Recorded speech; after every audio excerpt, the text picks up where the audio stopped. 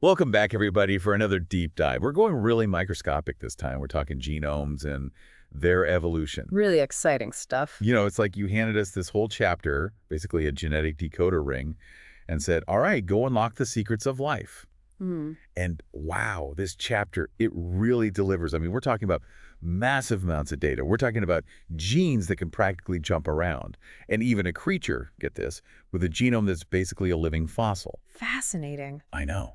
But before we get ahead of ourselves, let's rewind a bit. Back to 1990 and the Human Genome Project. Oh, yes, the Human Genome Project, a truly monumental effort. It really laid the groundwork for everything we know about genomes today. It is mind-boggling when you think about the sheer scale of this project. 20 large sequencing centers, 6 countries, all working together to map out the entire human genome. It was an enormous undertaking. And back then, sequencing technology, well, let's just say it was in its very early stages. Oh, I bet. Scientists were sequencing about 1,000 base pairs of DNA each day. So painstakingly slow going. Exactly. But the Human Genome Project, it really ignited a revolution in sequencing technology. Today's machines, they can sequence millions of times faster. Really? Oh, yeah. We're talking 1,000 base pairs per second. That is incredible. What changed? Did someone just find like a magic genome decoder button? Not quite a magic button, but scientists did develop a very clever approach. It's called whole genome shotgun sequencing. Shotgun sequencing. Okay, that sounds a little bit chaotic. How does that work? Imagine you have a jigsaw puzzle, but instead of carefully putting it together, you just blast it apart with a shotgun. Okay, I'm listening. So you break the DNA into random fragments, you sequence each piece, and then you use powerful computers to put that puzzle back together, but based on the overlapping sequences. So it's like controlled chaos. You could say that, but it demands immense computing power, and that's where bioinformatics enters the picture. Bioinformatics. So that's like computer science, but for biology. Exactly. It's using computers to analyze all that genomic data, and one of the most crucial tools in bioinformatics is a database called GenBank. GenBank. So is that like the Google of DNA? It's a pretty good analogy. GenBank is this massive, publicly available database maintained by the NCBI, the National Center for Biotechnology Information, and it stores an unbelievable amount of genetic information. How much are we talking? We're talking over 214 million sequences and 366 billion base pairs. And get this, it's constantly growing. Wow. So how do scientists actually use GenBank? I mean, are they just scrolling through billions of base pairs trying to find something interesting? Thankfully, no. They use this incredibly powerful search tool called BLAST. It stands for Basic Local Alignment Search Tool. BLAST. All right, so if I'm a researcher and I've just discovered a new gene, what do I do? You can use BLAST. You compare that gene sequence to every sequence in GenBank. You see if there are similar genes in other species. It helps us figure out evolutionary relationships, understand gene functions, and even build evolutionary trees. It's like having a genetic detective tool. You got it. BLAST has really revolutionized research. So we've talked about sequencing and analyzing genomes, but let's zoom out for a second. What about the size of a genome? I always thought, the more complex the organism, the bigger the genome. Humans, we must be at the top. Yeah. Yeah. That's a very common assumption. But it turns out that genome size doesn't always match up with complexity. Really? So like a tiny bacterium could have a bigger genome than a human? Well, not quite to that extreme, but there are definitely some surprises. Most bacterial genomes range from 1 to 6 million base pairs. But some plants, they have massive genomes. How massive? The Japanese canopy plant, for example, has a genome of 149 billion base pairs. 149 billion? That's crazy. It is. A lot of it has to do with what's called non-coding DNA, something we'll talk about a little later. The main point is that genome size isn't always a reliable indicator of an organism's complexity. Mind blown. Okay, well, what about the number of genes an organism has? Surely a more complex organism needs more genes, right? Humans have got to win that one. You might be surprised to hear this, but humans only have about 21,300 genes. Wait, 21,300? That doesn't seem like a lot for, making a whole human being. It's not just about the sheer number of genes, it's about how those genes are used. Humans and other vertebrates, we use something called alternative splicing to create a lot of complexity from a limited number of genes. Alternative splicing. Refresh my memory. How does that work again? Think of it like building with blocks. One gene can actually code for multiple proteins depending on how its segments, called exons, are combined during RNA processing. So it's about how those genes are expressed and interact, not just the raw number. Precisely. It's an incredibly complex and fascinating system, and it leads us to another important concept, which is gene density. Gene density, is that like how tightly packed the genes are in the genome? Exactly. Eukaryotes, they generally have lower gene density than prokaryotes. In bacteria, most of their DNA is made up of genes. But in eukaryotes, like us, there's a lot more space between genes, Hmm. filled with non-coding DNA. Non-coding DNA. Is that like the junk DNA we used to hear about? It was dismissed as junk for a long time, but now we're finding out that it plays a lot of important roles in the genome. So it's not just taking up space, it's actually doing stuff. Oh, absolutely. Some non-coding DNA is made up of introns. Those are sequences inside genes that get removed when RNA is processed. But there's also a ton of non-coding DNA that sits outside of genes, and a lot of it, it's repetitive. Repetitive DNA, like the same sequences repeated over and over. What's the point of that? That is a great question. And it leads us to one of the most fascinating parts of the genome, transposable elements, or as they're sometimes called, jumping genes. Jumping genes. Okay, now we're getting into some serious sci-fi territory. It does sound like something straight out of science fiction, doesn't it? But these jumping genes are very real, and they play a big role in how genomes actually evolve. You know, these jumping genes, these transposable elements, they were actually discovered way back in the 1940s by this brilliant geneticist named Barbara McClintock. Oh yeah, Barbara McClintock. I remember learning about her. She was studying corn, wasn't she? That's right. And her work, it was pretty controversial at the time. Oh, it was groundbreaking. It took a while for the scientific community to really catch up, but eventually she won a Nobel Prize for her discoveries. That was back in 1983. Well deserved, absolutely. So back to these jumping genes. How do they actually jump around the genome? Well, there are two main types. We have transposons and retrotransposons. Right, so transposons first. How do those work? Transposons, they move using a DNA intermediate. They can either cut themselves out of one location and place themselves into another, or they can make a copy that gets inserted someplace else. This is like a cut and paste or a copy and paste, but for DNA? Exactly, a great analogy. And both mechanisms, they rely on an enzyme called transposase, which is usually encoded by the transposon itself. Wow, so they carry their own tools for moving around. Yeah. What about retrotransposons? How are they different? Retrotransposons are even more interesting. They move via an RNA intermediate. They basically make an RNA copy of themselves, and then that RNA gets reverse transcribed back into DNA.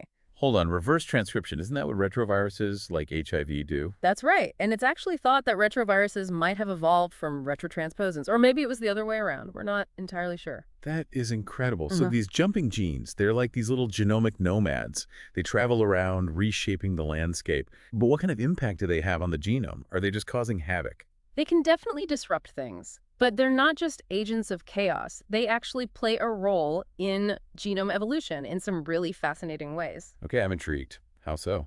Well, by inserting themselves into new places, they can change how genes are expressed, they can create new combinations of genes, even shuffle those exons around. So they're like constantly remixing the genetic material, creating all these possibilities for evolution to work with. Exactly. And you know, in humans, we have a lot of transposable elements, especially these things called ALU elements. ALU elements. What are those? They're short sequences, only about 300 nucleotides long, and they make up a surprising portion of the human genome.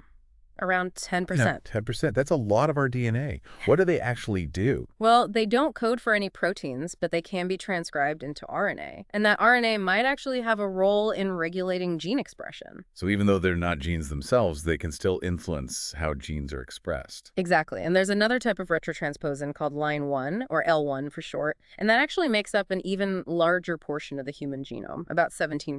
Okay, so between ALU elements and L1s, that's over a quarter of our genome, made up of these repetitive elements. It's amazing to think that we used to consider this stuff just junk DNA. I know. It really highlights how much we still have to learn about the genome. Recent research has shown that L1 transcription is actually crucial for early embryonic development in mice. They might be involved in organizing the structure of chromatin during these really critical stages. So they're not just passive passengers. They're active participants in shaping the genome. Absolutely. And in addition to these transposable elements, there's another type of repetitive DNA that we find in genomes. It's called simple sequence DNA. Simple sequence DNA. What's that? It's made up of short sequences repeated in tandem. These repeats can be as short as 2 nucleotides or as long as 500. And when the repeat unit is very short, we call them short tandem repeats. STRs. Oh, STRs. I've heard of those. They're used in forensic science, right? Like for DNA fingerprinting. You got it. The number of repeats at a particular STR locus can be different from person to person. That's what makes them so useful for identifying individuals. It's like we each have our own unique fingerprint made up of these repeats. That's a great way to think about it. And these simple sequence DNAs are often found in telomeres and centromeres, really important parts of chromosomes. Right, telomeres, they're protective caps at the ends of chromosomes. And centromeres, they're involved in how chromosomes separate during cell division.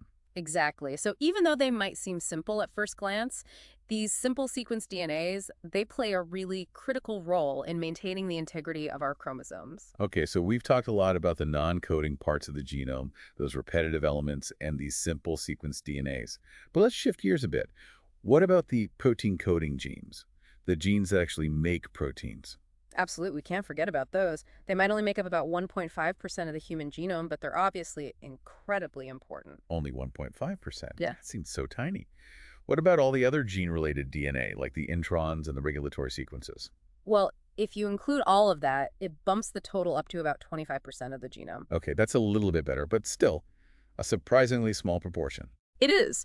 But even within that 25%, only about 6% actually ends up in the final protein product. Wow, so a large chunk of the genetic material is all about regulating gene expression, not directly making proteins. Exactly. It's like a complex control panel with all these switches and dials that fine-tune which genes are turned on or off, when and where. It's like a finely tuned orchestra. So let's talk about multi-gene families. I remember reading about the globin genes being a classic example. Can you tell me more about those? Oh, the globin genes. They're a perfect example of a multi-gene family. They code for different subunits of hemoglobin. That's the protein in our red blood cells that carries oxygen throughout the body. Right, hemoglobin, essential stuff. Absolutely. And in humans, we have these alpha globin genes clustered on chromosome 16 and beta globin genes on chromosome 11. So I'm guessing these different globin genes, they arose through gene duplication and then they diverged. You got it. An ancestral globin gene, it got duplicated, and then over time, those copies, they accumulated mutations, leading to different globin genes with slightly different functions. That's amazing. Evolution can take one gene and create a whole family of related genes, each with its own specialized role. It's a powerful mechanism. And sometimes, that divergence, it can be pretty dramatic. Take the genes for lysozyme and alpha-lactalbumin, for example. Lysozyme and alpha-lactalbumin. Those sound familiar, but I can't quite place them. Lysozyme is an enzyme that breaks down bacterial cell walls. You find it in tears, saliva, other bodily fluids. Helps protect us from infections. Oh, right. What about alpha-lactalbumin? Alpha-lactalbumin is a non-enzymatic protein. It's involved in milk production in mammals. Wait a minute. Lysozyme, which fights bacteria, and alpha-lactalbumin, which is in milk, they're related. How is that even possible? Well, believe it or not, their amino acid sequences, even their 3D structures, are surprisingly similar. It's thought that way back when the lysozyme gene was duplicated in mammals and then one copy, it evolved into the alpha-lactalbumin gene, taking on this whole new function. Wow.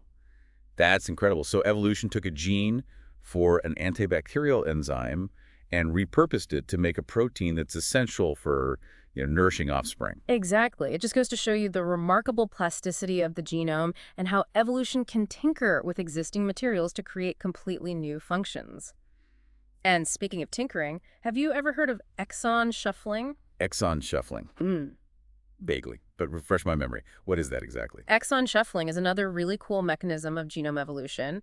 It involves the rearrangement of exons within a gene or even between different genes. And that can lead to the creation of new proteins with these completely novel combinations of functions. So if exons are like the building blocks of proteins, then exon shuffling is like rearranging those blocks to build new structures. Perfect analogy. A classic example is the gene for tissue plasminogen activator, TPA. TPA, what does that do? It helps dissolve blood clots. And it's thought to have come about through exon shuffling, combining domains from different ancestral genes. So evolution is like this master builder constantly experimenting with different exon combinations to create these proteins with new capabilities. Exactly. And all of these processes, the gene duplication, the divergence, the exon shuffling, they're driven by mutations and rearrangements that happen during DNA replication and recombination.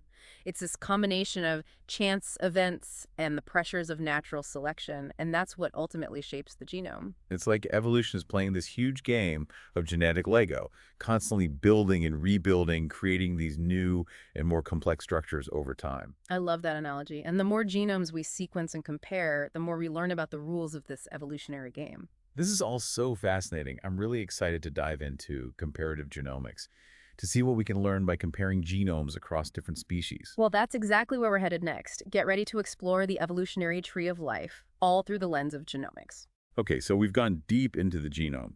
We've seen the genes, the jumping genes, the repetitive DNA. Now I want to zoom out a bit, talk about comparative genomics.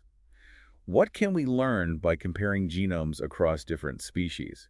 It's not like we can just hop in a time machine and watch these genomes evolve. Time travel would definitely make things easier, wouldn't it? But comparing genomes, that's the closest we can get. It's like we're piecing together the history of life, all written in the language of DNA. So if two species have very similar genomes, that means they diverged from a common ancestor pretty recently. Exactly. It's just like a family tree. The closer two branches are, the more closely they're related. And by comparing genomes across a whole range of species, we can start tracing those evolutionary relationships, building this huge tree of life. That's really cool. What happens when we compare genomes that are really, really different, like a bacterium and a human? What can that tell us? When we compare these vastly different organisms, it's like we're getting a glimpse into very ancient evolutionary history. It helps us understand these fundamental processes that have shaped life on Earth.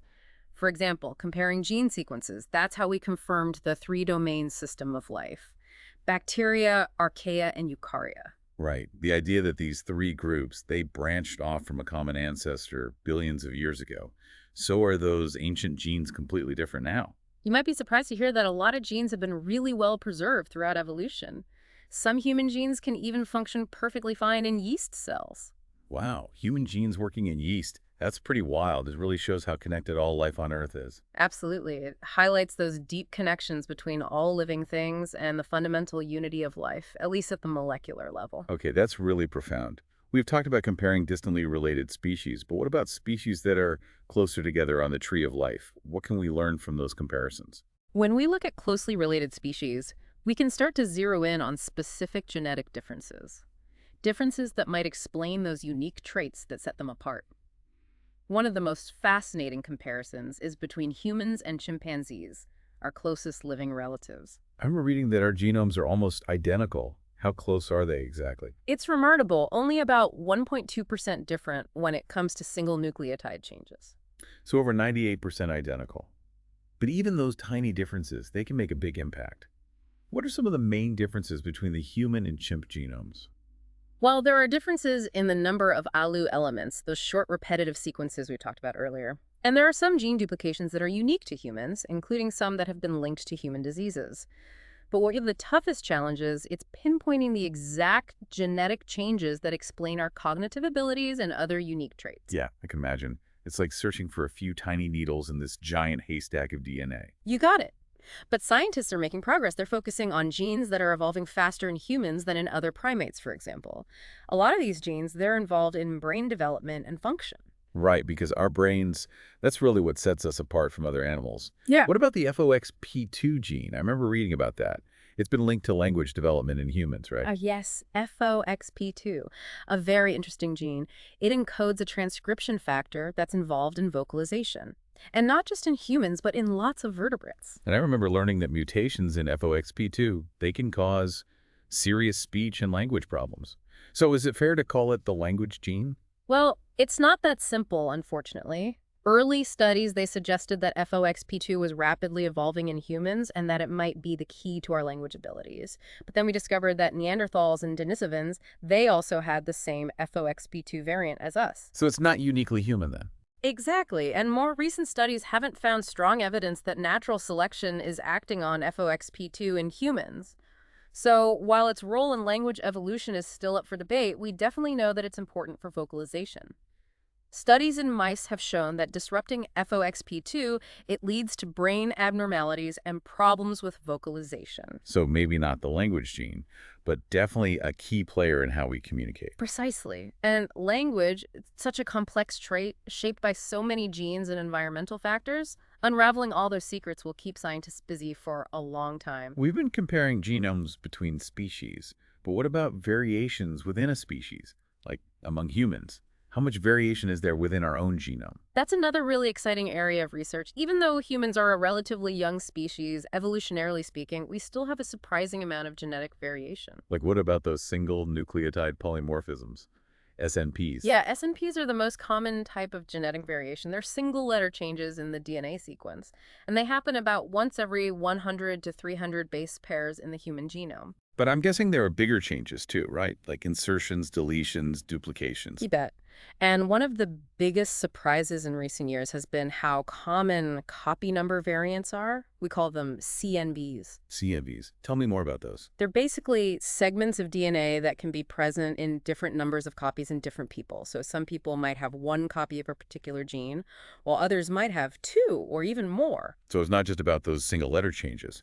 Entire chunks of DNA can be different between people. Exactly. And these CNVs, they can have big effects on our traits, and we think they play a role in a lot of complex diseases. Wow, it makes you think about what a normal human genome even means. It's more like a whole spectrum of variations. Absolutely. And understanding that variation, it's essential for personalized medicine, tailoring treatments to an individual's unique genetic makeup. Before we wrap up, I want to touch on one last topic.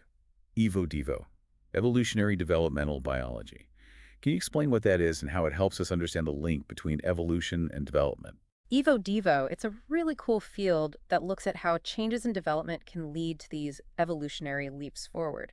How small changes in the timing or location of gene expression during development can lead to huge changes in body form over generations. So it's not just about changes in genes themselves, it's about changes in how those genes are expressed while an organism is developing. Exactly. And one of the big discoveries in EvoDevo has been how similar developmental genes are across a bunch of different species. Take Hox genes, for example. Hox genes, those are like the master regulators of body plan development, right? They are. Hox genes, you find them in tons of animals, from flies to humans.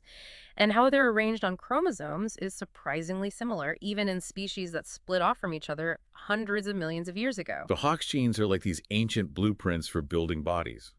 Kind of, yeah. They encode transcription factors that control the expression of other genes, basically telling different body segments what they're supposed to be. But if Hox genes are so similar across such different species, how can they create such different bodies? I mean, a fly and a human look nothing alike. It all comes down to small differences in when and where those Hox genes are expressed. Tiny changes in regulatory sequences or in how genes interact, they can trigger a whole cascade of effects during development.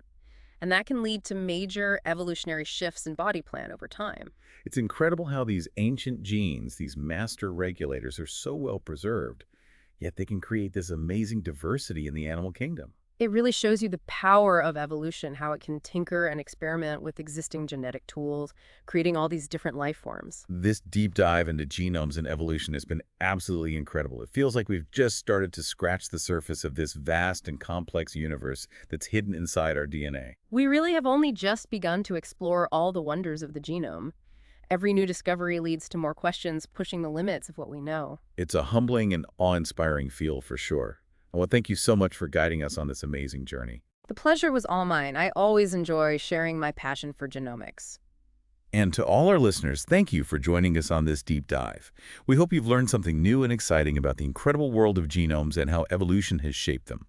Until next time, keep exploring, keep asking questions, and keep those minds curious.